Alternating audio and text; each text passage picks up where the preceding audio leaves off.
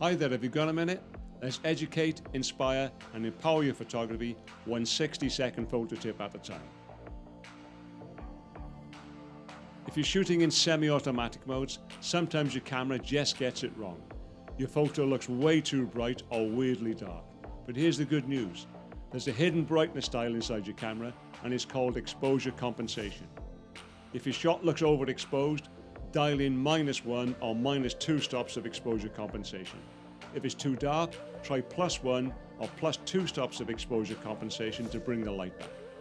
And here's the takeaway. Your camera is like a student that always aims for a B grade.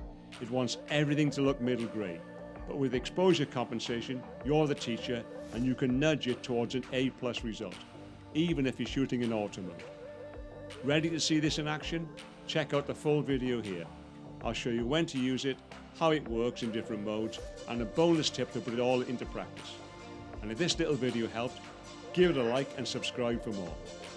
That was your Focus Bite. I'm Anthony, and better photos aren't about gear, they're about vision. Thanks for watching, and I'll catch you soon.